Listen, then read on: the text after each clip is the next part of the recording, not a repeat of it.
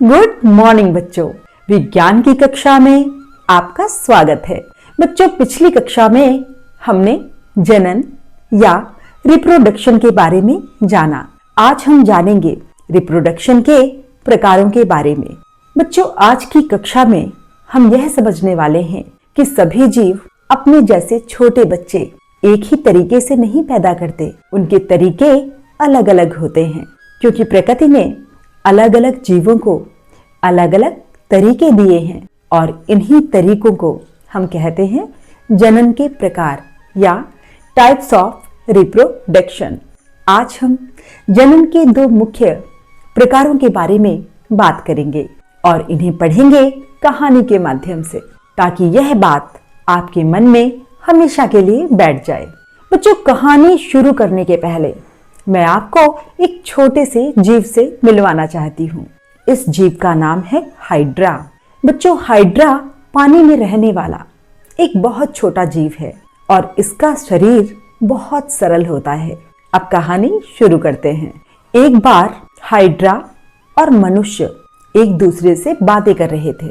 Hydra ने मनुष्य से मुस्कुराकर कहा कि तुमको पता है कि मेरे पास एक पावर है। इस पावर के कारण मैं अपने बच्चे बिना किसी की सहायता के अकेले पैदा कर सकता हूँ।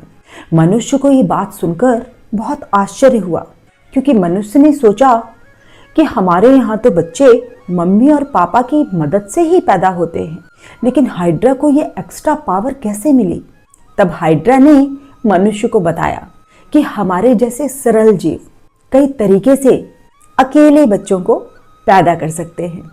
जैसे मैं अगर अपने ऊपर कोई कली पैदा होती है तो उसे अपने से गिरा देता हूँ और वो कली एक नया नन्हा शिशु हाइड्रा बन जाता है और इस तरह मैं अपनी कई कलियों से बहुत सारे शिशु हाइड्रा बना सकता हूँ। तभी वहाँ पर एक अमीबा आया। अमीबा भी एक सरल जीव है। अमीबा ने जब हाइड्रा और मनुष्य की बातें सुनी तो उसने भी कहा कि हाँ, मैं भी अकेले अपनी संतान पैदा कर सकता हूँ।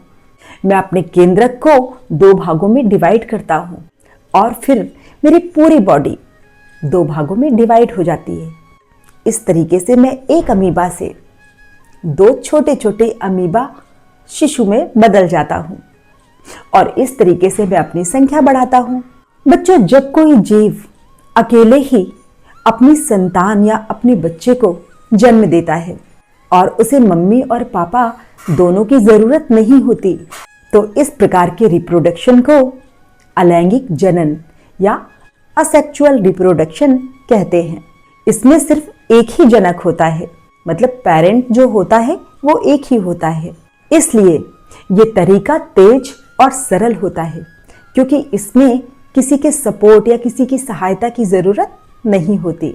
हाइड्रा में इसे बडिंग और अमीबा में इसे बाइनरी फिशन कहते हैं। अब कहानी आगे बढ़ती है। जब मनुष्य ने हाइड्रा और अमीबा की ये बातें सुनी तो मनुष्य ने उन दोनों से कहा, हमारे यहाँ तरीका थोड़ा अलग है। हमारे यहाँ संतान पैदा करने के लिए मम्मी और पापा दोनों की जरूरत होती है। पापा से स्पर्म आता है और मम्मी से ओवम या एग। जब ये दोनों मिलते हैं तभी नया बच्चा बनता है। बच्चों, जब किसी जीव को नई संतान पैदा करने के लिए मम्मी और पापा दोनों की जरूरत होती है, तब इस प्रकार के जनन को लैंगिक जनन या सेक्सुअल रिप्रोडक्शन कहते हैं। मनुष्य सहित अधिकांश जीवों में यह तरीका पाया जाता है। तो बच्चों, आज हमने कहानी के माध्यम से यह समझा कि कुछ जीव अकेले बच्चे को जन्म देते हैं और इस प्रकार के जनन को अलैंगिक जनन या असेक्सुअल रिप्रोडक्शन कहते हैं। वहीं पर कुछ जीवों को अपने बच्चे पैदा करने के लिए मम्मी और पापा दोनों की जरूरत होती है और इस प्रकार के रिप्रोडक्शन को हम सेक्सुअल रिप्रोडक्शन या लैंगिक जनन कहते हैं। आज के लिए इतना ही। अब मिलते हैं अगली कक्षा में। तब तक स्वस्थ रहिए, सुरक्षित रहिए, पढ़ते रहिए।